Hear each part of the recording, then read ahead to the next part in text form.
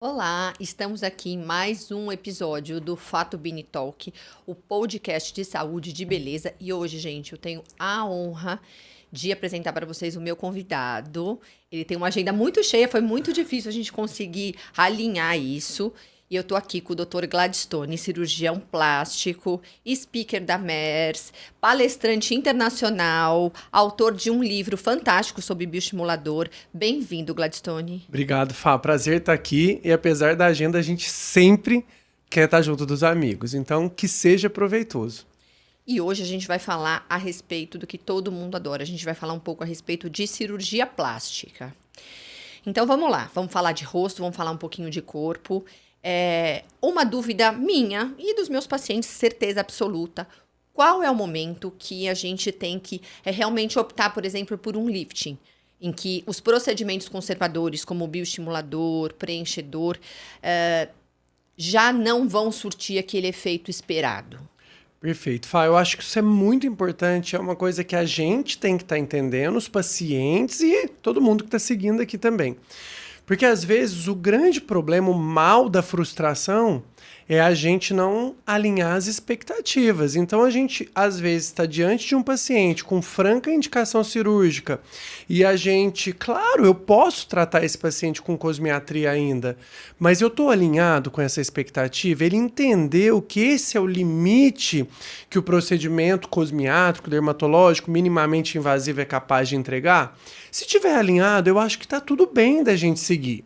O problema é aquela paciente que assume uma expectativa cirúrgica e ela tem uma indicação cirúrgica e eu estou alimentando aquilo com procedimentos minimamente invasivos. E aí que vem a frustração. E paciente frustrado, claro, vai vir cobrar da gente, a gente também vai levar isso para casa, né? Essa frustração a gente internaliza também como profissional. E na sua prática, o que você vê isso? Existe uma faixa etária, tipo assim, 45, 50, 55, esse já é o momento de eu pensar um lifting? Como seria isso, posicionamento dentro da cirurgia plástica? Eu acho que no passado a gente podia falar em faixa etária. Inclusive, você até comentou dos meus estudos científicos, a gente está fazendo um estudo científico exatamente sobre isso, sobre qual o papel, por exemplo, dos bioestimuladores hoje na ritidoplastia. E um dos questionamentos que a gente trouxe foi: hoje, será que o procedimento cirúrgico de lifting facial ele não está sendo mais tardio?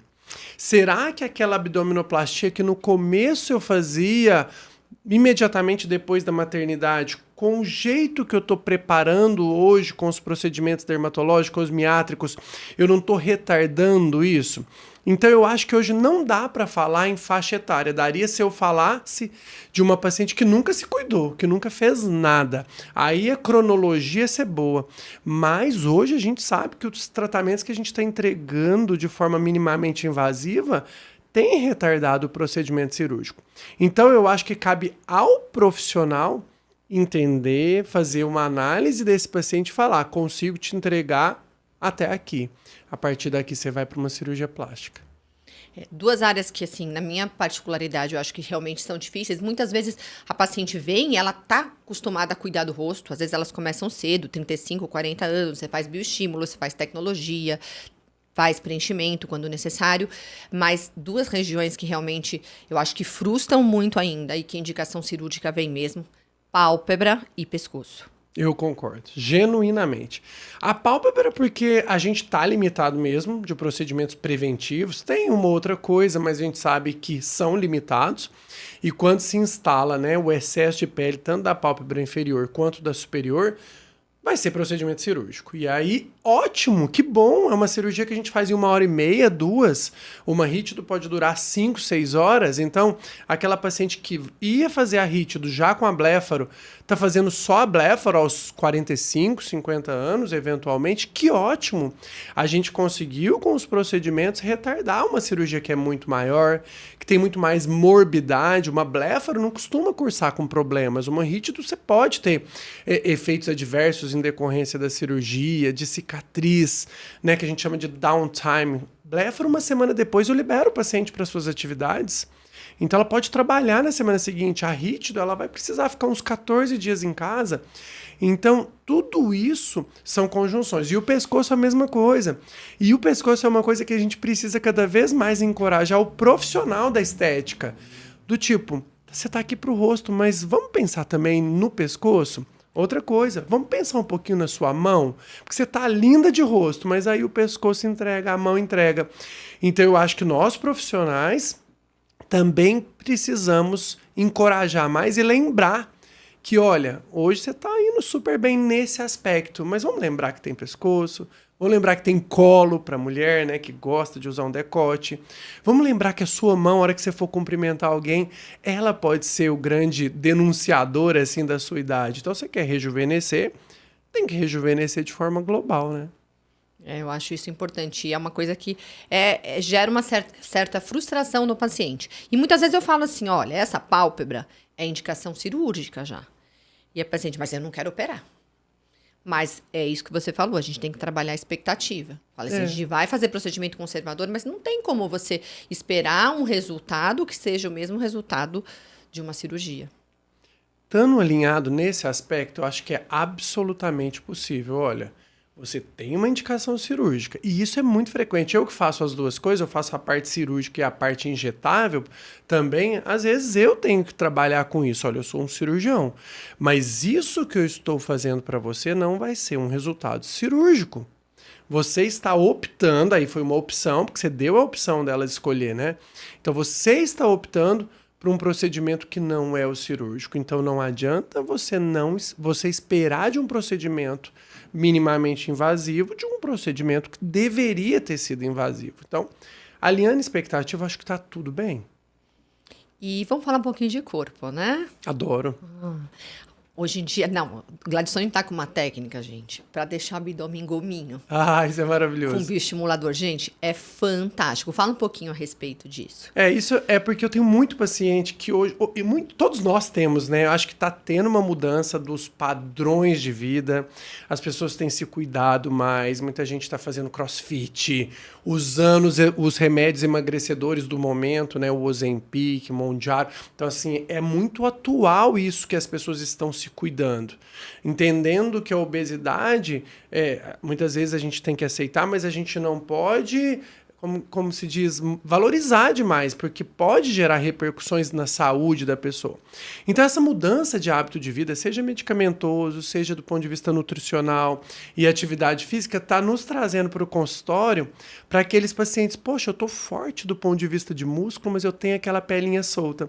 Foi aí que surgiu a técnica em alta definição para fazer o bioestímulo, que eu recomendo todo mundo fazer, já faz essa técnica. Fica muito bom, gente. Que é o quê? Eu vou colar essa pele, mas eu vou colar essa pele no abdômen de forma organizada, de forma a valorizar as definições desse abdômen. Então, isso é bastante interessante, eu acho que é tendência, vem junto com essa história da lipo HD, né, que teve esse boom. Claro que ninguém quer uma lipo HD extremamente artificial, mas aquele jogo de luz e sombra, ele é muito bem-vindo hoje em dia. As pessoas estão se cuidando mais e tudo que eu puder fazer para potencializar a definição muscular, muito bem-vindo. E como você trabalha esse aspecto? Eu fiquei em dúvida agora, você falou da lipo HD. Vamos supor, eu vou no seu consultório, quero fazer uma lipo, e você faz essa lipo HD e depois você faz esse bioestimulador para ficar com os gominhos. Como é que você trabalha isso na sua prática diária? Ótimo. Tudo vai depender da indicação. Teve gordurinha localizada e tem uma indicação de retirar, de remover isso, de modelar a lipoenxertia nos glúteos, que é onde as pessoas também estão cada vez mais a fim de fazer. Então, tendo a gordura localizada, e essa é a queixa da paciente, eu vou para uma lipoaspiração, seja convencional, seja trazendo nuances de definição, que eu prefiro chamar do que lipo HD, porque acho que tudo que populariza demais fica banalizado. Então, nuances ali de definição muscular, baseado também no seu estilo de vida. Agora, já é uma paciente que não tem tanta gordura localizada e a queixa é a flacidez, eu posso tratar essa flacidez de forma global, se for uma paciente que não é muito adepta da atividade física, mas se for uma pessoa que lá no meu exame físico eu palpo os gominhos, eu falo, opa, vamos então valorizar isso que você já tem. E aí essas são as 3 indicações, lipoaspiração, para quando você tem a gordura localizada instalada e essa é a queixa. Para aquela paciente que já consumiu bastante a gordura e resultou em flacidez, eu posso espalhar produto, espalhar tecnologia e, eventualmente, alguns pacientes se beneficiam, se eles forem atléticos, de eu valorizar isso cada vez mais. Ai, bem bacana. Isso que você falou de lipoenxertia, que é uma coisa que vem forte também, Isso eu é acho que muito é uma forte. grande tendência daqui para frente. Como é que você está trabalhando isso na sua prática diária, cirúrgica? Isso é ótimo também, porque eu, como cirurgião plástico, tenho as opções de escolha, né? Então, Isso é bom. então a gente acaba escolhendo. E elas, às vezes, não são as mesmas. Por exemplo, um dos maiores definidores de bumbum, talvez não seja nenhum bumbum, porque eu tenho que olhar o bumbum como uma unidade anatômica em volta de uma moldura. Vamos imaginar que o bumbum é a tela da nossa pintura e tudo em volta é a moldura disso. Como que está o flanco dessa pessoa? Será que tem muita gordura localizada nesse flanco? O simples fato de fazer uma lipoaspiração nesse flanco, o glúteo vai aparecer, vai se destacar. Mas já que eu estou num procedimento cirúrgico, eu vou jogar essa gordura fora? Não. Eu vou aproveitar essa gordura e vou fazer a chamada lipoenxertia glútea, que é mundialmente conhecida aí com a técnica butt lift, né, do Brasil, Brazilian butt lift, que é com gordura. Ok, essa é a paciente que se apresenta com a gordura localizada no flanco. A bananinha ali em volta do bumbum também é uma espécie de moldura. Quando eu tiro ela, eu valorizo o bumbum. Mas e a paciente que, em duas situações, olha, eu não tenho essa gordura localizada no flanco, ou eu não quero operar, eu não quero ir para o centro cirúrgico. Aí eu tenho outras alternativas. Para a gordura localizada, todos nós fazemos, temos os emptiers, temos as tecnologias que vão consumir essa gordura. E para a parte do glúteo em si, nós também temos várias opções. Se for flacidez, a gente vai indicar bioestimuladores de colágeno, qualquer um deles vai ser efetivo para isso. E se eu precisar volumizar? Essa é uma notícia também de 2, 3 anos para cá. Hoje a gente também tem o ácido hialurônico corporal dedicado e construído para a volumização do glúteo. Então, as opções são fartas. O que vai mudar realmente é o nosso diálogo enquanto médico e enquanto paciente. E um caso também que eu tenho muito frequente, paciente pós-bariátrica. O paciente emagreceu muito, ficou muito consumido, e eles queixam não só às vezes de abdômen, mas queixam de braço, de interno de coxa. E isso às vezes é difícil a gente conseguir reverter toda essa flacidez, às vezes tem muita sobra de pele, só com um procedimento cosmiátrico, né? Mesmo que você coloque muito bioestimulador, tem muita sobra de pele. E aí, como é que a gente faz? Para definir o paciente que sai da obesidade numa situação pós-bariátrica, eu adoro uma frase que me acompanha desde a adolescência. A vida é feita de escolhas e cada escolha é uma renúncia. Quando você escolhe Adoro essa frase. Quando você escolhe sair de uma situação de obesidade, vai usar uma medicação ou até o procedimento de redução do estômago para emagrecer, você vai fazer uma troca. Você vai sair da condição de obesidade e vai evoluir com flacidez. O limite dessa flacidez, se é uma flacidez muito intensa, tem gente que retrai muito bem pele, é surpreendente. Pós-bariátrico, você perdeu 60 quilos, o rosto tá ok, mas o braço tá horrível. Então é muito variável, por exemplo. E aí eu vou ser médico de novo, eu vou fazer exame físico. Olha, não dá. Você vai fazer de novo outra escolha. Porque agora eu saí da obesidade, fui para o excesso de pele. O excesso de pele intenso, eu vou fazer outra escolha, uma cicatriz que muitas vezes não é desejável. A da braquioplastia, por exemplo, ela é extremamente visível. É um lugar que cicatriza muito mal, ela alarga. Tudo bem que com o braço fechado você esconde ela, mas ela naturalmente chama atenção. Então, de novo, mais uma escolha. Então, eu falo que a gente é norteado por escolhas na vida. Sair da obesidade para dar um passo para a cirurgia bariátrica é um, e para ir para a cirurgia plástica é outro. Torço para que você, em algumas situações, seja remediável ainda com os bioestimuladores e as tecnologias. Mas quando não for, vai ter que escolher e vai ter que aceitar essa cicatriz. Que são regiões realmente, braço interno de coxa, eu acho que são as piores, né? Abdômen, você faz uma abdominoplastia, fica bonito, ok. Mas braço e ou abdômen, coxa... assim, é uma das cirurgias que eu mais faço. Muita gente tem medo do umbigo, por exemplo. Ah, eu não faço abdominoplastia por causa do umbigo. As minhas pacientes que me visitam falam, meu Deus, agora eu tô super confiante, porque eu acho que é obrigação do plástico moderno hoje fazer um umbigo bem feito, onde aquela paciente que tinha um abdômen avental, na praia não vai denunciar que ela fez uma cirurgia através do umbigo.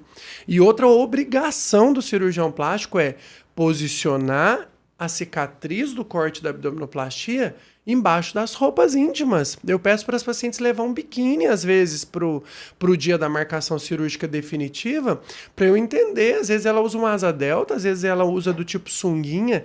Eu preciso respeitar isso. A cicatriz vai existir, são marcas da vida. Mas se eu puder ocultá-las e ajudar a minha paciente a ocultar isso na prática diária dela, muito melhor. Outra tendência, gente, eu tô falando aqui de tendências, tá? Eu ouço no consultório, ouço de amigas. Agora, menos silicone, mais seio natural. Tô tendo pacientes que estão tirando o silicone. Eu tive uma amiga íntima que tirou, tinha 500 ml, ela não quis mais. Se você percebe isso no consultório, essa tendência agora de diminuir o seio? Fá, é assim, eu vejo isso nas redes sociais, todo mundo falando, eu quero mama natural, eu quero tirar meu silicone, eu quero fazer o explante, né, falando tecnicamente. Mas assim, eu não sei se no fundo do coração das pessoas, das mulheres, elas querem uma mama totalmente natural. Eu não sei o que acontece com a mama, mas a mama é capaz de transformar a mente da pessoa.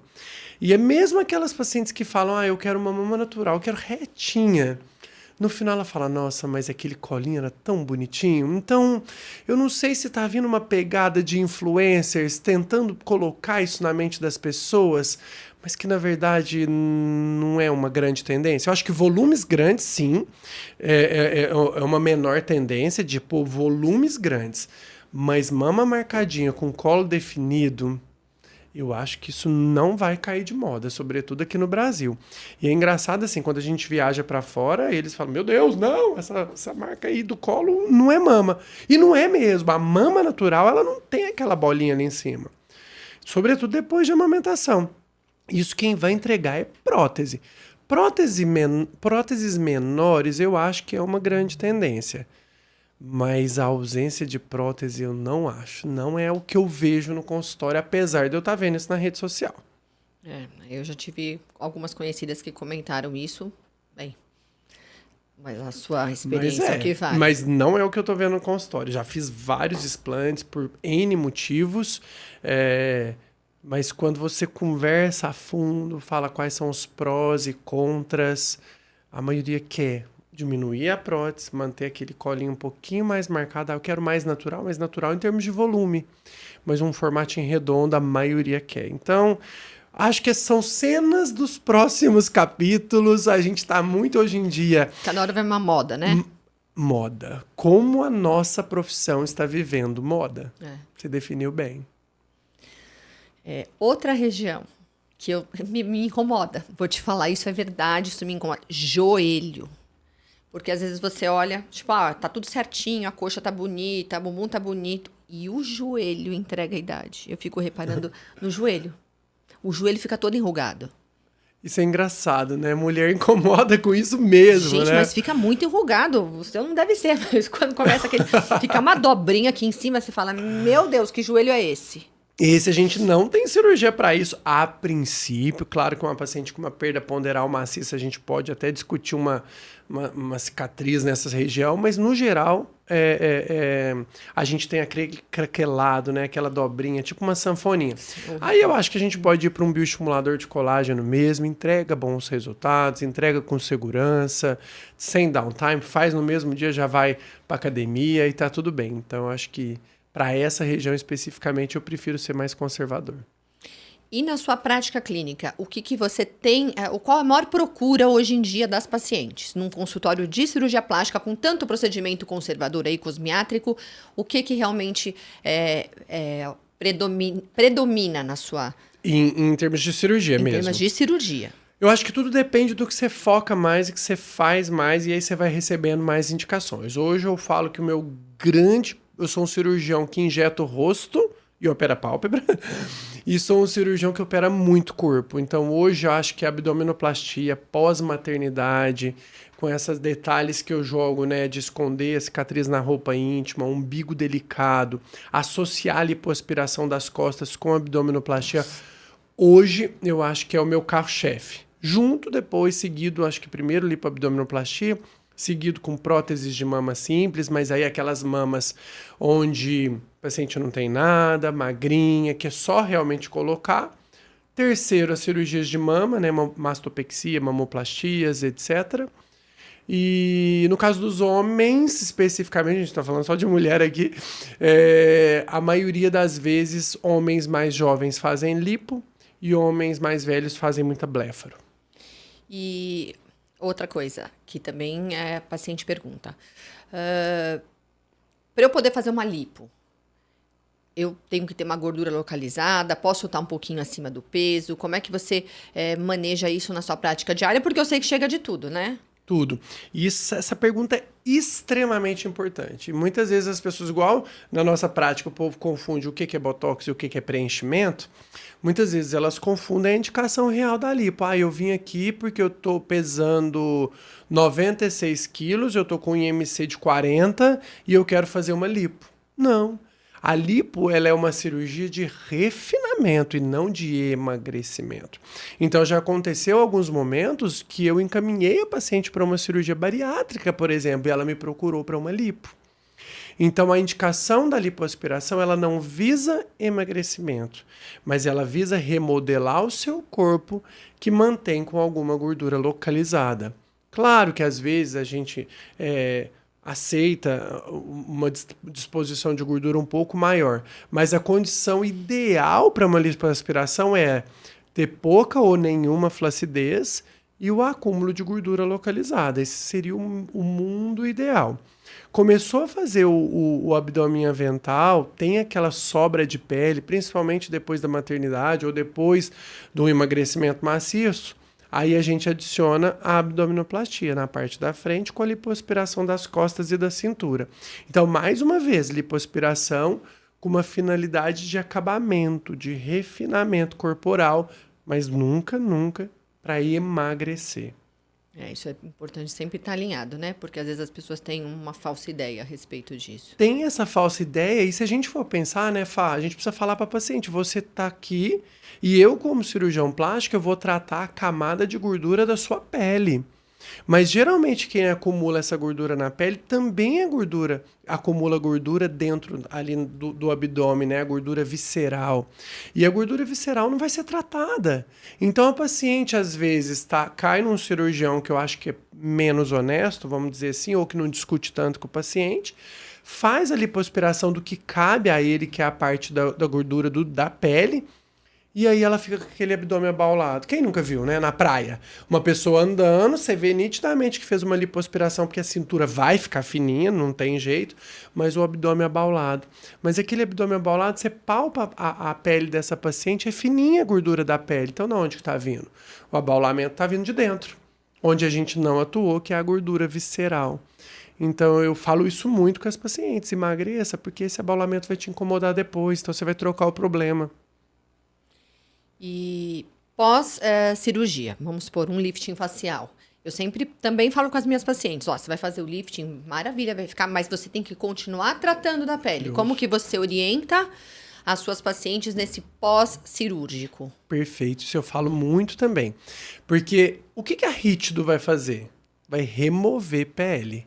E aquela pele que ficou, o resquício dela, né? Você tirou parte da pele, mas parte ficou. Essa pele que ficou, ela é uma pele envelhecida. Você operou com 60 anos, esse fragmento de pele que continuou, que foi responsável por fechar toda a cirurgia, ela vai continuar tendo 60 anos.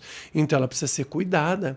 Então, a indicação cirúrgica, muita gente fala isso, eu vou operar direto porque quando eu ponho na ponta do lápis, eu não preciso gastar mais com esse negócio que dura 4 meses, o outro dura 6 e o outro dura 1 ano. Então eu vou direto para a cirurgia, mas espera aí, a pele que vai ficar vai precisar ser cuidada. Então, não são excludentes. A indicação cirúrgica mantém a necessidade do cuidado dessa pele, porque senão depois ela vai fazer outra rítido. Lá no passado, quando a gente não fazia bioestimulador, não tratava pele, não fazia laser, não fazia tecnologia, às vezes as pessoas faziam 2 rítidos na vida, 3 rítidos na vida. Agora, às vezes, a nossa ideia é fazer uma só. Mas para você fazer uma só, você precisa começar a cuidar antes, para você adiar ao máximo essa cirurgia. E depois da cirurgia, a pele que ficar, você continua cuidando dela para não ter que fazer outra rítido depois. E o mais frequente é fazer mesmo face e já dar aquela puxadinha no Sempre pescoço. a gente já faz. Hoje em dia, o que a gente parou muito de fazer depois do advento da toxina botulínica, né, do Botox, foi a frontoplastia, aquele corte que é do couro cabeludo que puxava a testa toda para cima. Aquilo acho que praticamente foi abortado, ninguém faz mais depois do advento. Mas os cortes hoje em dia começam aqui na região temporal, alinhando a costeleta, passa e vem para trás do couro cabeludo. E a gente sempre adiciona praticamente um cortezinho para tratar o platisma, para realmente fazer colar essa pelinha. Às vezes a gente faz uma lipoaspiração do mento, que é a papada. Então, no geral, o mini lifting é associado a uma abordagem também da região central do pescoço. E vamos falar agora um pouquinho de cosmiatria. Gente, o Gladstone, ele deu aula recentemente no INCAS, que vocês que me acompanham sabem, estive agora em Paris, e ele deu aula para uma plateia lotada, falou a respeito de rejuvenescimento dos glúteos, né? Glúteo masculino, você falou. Eu falei de face masculina no INCAS e agora eu tô indo para Mônaco, onde eu tenho 3 aulas teóricas e uma injeção ao vivo, que é os 2 grandes congressos do mundo, né? O INCAS Paris e o AMWC de Mônaco. Lá em Mônaco eu vou falar de glúteo masculino, vou falar de contorno do terço inferior da face, vou falar de complicações também. Que importantíssimo. E vou falar de mais um tema que agora de hibridização, que é misturar produto para entregar melhores resultados. Nossa, isso é fantástico. Vamos falar um pouquinho a respeito disso? Vamos sim, é tendência. Isso é uma tendência, né? Me fala um pouquinho as principais indicações a gente utilizar os híbridos. E explica mais ou menos do que se trata, né? Tem muita gente que não sabe. Exatamente. Hoje em dia, quando a gente vai num consultório, muitas vezes a gente sai com um protocolo, né? Eu acho que você precisa... muitas vezes elas querem uma ou outra, né? Exatamente. Botox, não, doutor, só... Não, reformar uma casa significa base, parede e teto. Então, eu sempre faço essa comparativa com os meus pacientes. Não tem como eu escolher. Às vezes eu posso que... Olha, você está precisando mais de fazer a base da sua casa do que o teto hoje, mas isso não vai te afastar depois. Então, muitas vezes as pessoas saem do consultório com um protocolo pré-estabelecido para o ano. Olha, eu preciso de ácido hialurônico para isso, preciso de toxina botulínica para isso, bioestimulador para aquilo. Mas muitas vezes precisa dos 3. E aí a gente faz em momentos diferentes. O que o híbrido é? Eu já misturar e entregar 2 em 1. Né? Então, e aí eu potencializo o meu resultado. Vamos supor, para um pescoço. A gente faz botox no pescoço e é maravilhoso para as bandas platismais. E a gente faz bioestimulador no pescoço. Tem uma técnica que mistura os 2 e distribui, relaxando a musculatura e também firmando a pele ao mesmo tempo. A mão ela precisa de um estimulador de colágeno para engrossar essa pele que é fina. Mas muitas vezes ela está desidratada, ela não tem viço. Ela merece um ácido hialurônico. Então eu misturo o ácido hialurônico com o bioestimulador e melhoro o brilho e o viço dessa pele. Esses são os híbridos. Entregar 2 em 1, porque aí o tempo do paciente no consultório é o mesmo, o resultado é potencializado e tudo melhora. E agora vamos falar de tendências. A gente tem visto aí, vamos para esse congresso, você vai para mais um. Me conta o que você acha que é a tendência aí da cosmiatria, tanto para 2025 quanto para os próximos anos, né? Que a gente já começa a visualizar isso, ainda mais você que trabalha para um grande laboratório que é a Merz. O que você visualiza aí para um futuro? Eu acho que a grande tendência, Fá, é a gente dar um passo atrás de grandes volumizações. Apesar da gente estar falando muito de regeneração, muito de tecnologia, mas tudo isso junto, somado em uma palavra, é naturalização da beleza. Overfield, overpreenchimento, exageros não cabem mais. A gente está ficando cada vez mais estigmatizados, a gente não sabe onde se perdeu nesse meio do caminho. Mas graças a Deus, a gente está dando um passo atrás para a beleza natural. Então, por que os bioestimuladores cresceram tanto? A venda, se a gente for pegar o mercado, o bioestimulador cresce a venda. Preenchedores caem. Por quê? Porque está acompanhando essa tendência que chama Quiet Beauty. O Brasil está avançadíssimo nisso. A gente já teve congressos focados em beleza natural, em Quiet Beauty.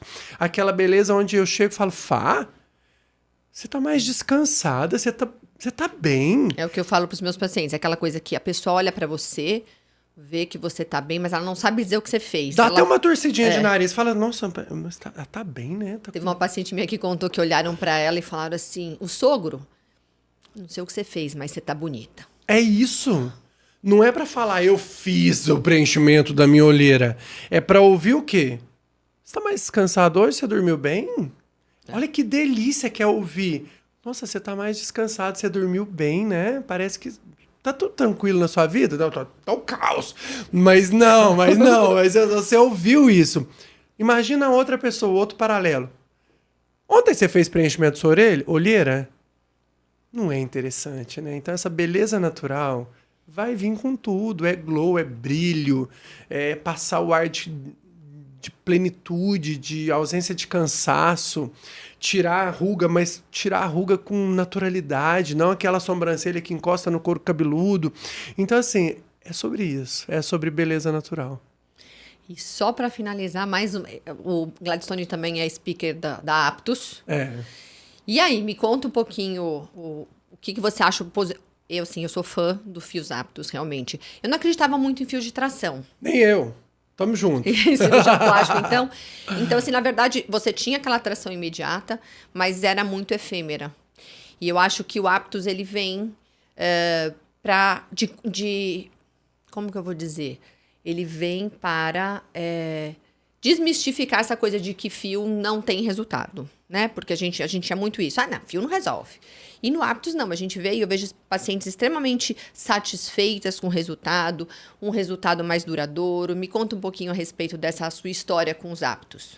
Quando os fios Aptus, né, estavam prestes a chegar no Brasil, a empresa chegou em mim e falou, a gente quer que você seja um embaixador, a gente quer que você treine. Eu falei isso, eu não acredito em fio. Eu acho que assim, o resultado é pobre, tanto na bioestimulação quanto na tração.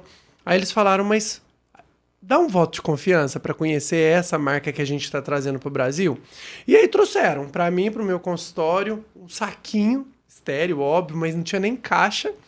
E eu passei esse primeiro fio. E eu falei, caramba, subiu bem. Aí eu, preconceituoso com relação aos fios, falei, não vai segurar. E a paciente, como eu combinei com ela, todo mês ia no consultório. E se mantendo, e se mantendo. E aí, junto com essa manutenção de resultado, a pele fica muito boa. Muito. Então, o brilho, o viço, a qualidade dessa pele muda, é transformador. Então, eu tive que dar o braço a torcer e hoje eu indico bastante, eu realmente acredito, eu confio.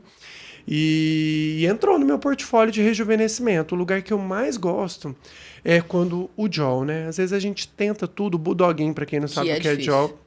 Às vezes é muito difícil. O próprio pescoço é difícil tracionar com as coisas que a gente tem hoje em dia.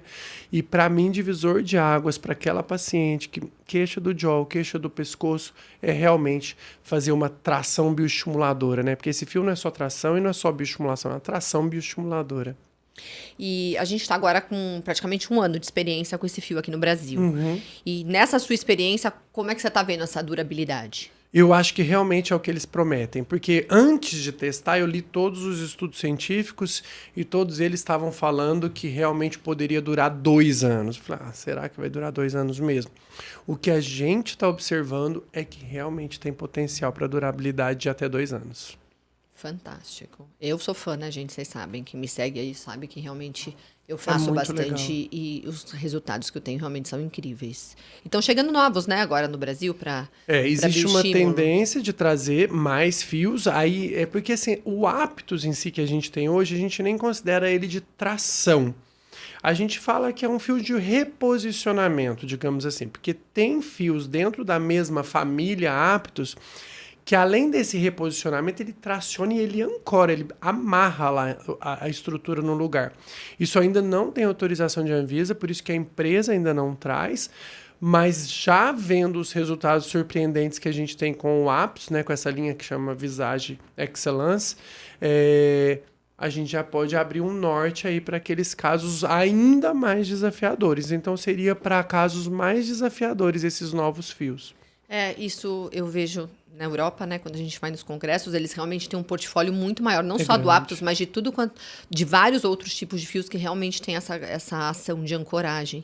Acho que tem muito produto que ainda pode vir para o Brasil. A gente tem uma agência reguladora, né, a Anvisa, bastante rigorosa aqui no Brasil. Então, às vezes a gente fala, nossa, doutora Fátima, eu vi no Instagram do fulano de tal, do exterior, que ele faz isso.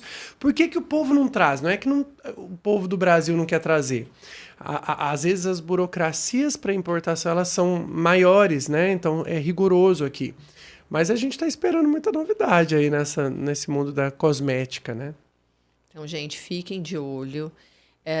Sigam o Gladstone, Dr. Gladstone aqui nas redes sociais. Glad, fala para eles a respeito do seu Instagram. Tô lá, meu Instagram é bem com conteúdo informativo, claro, honesto.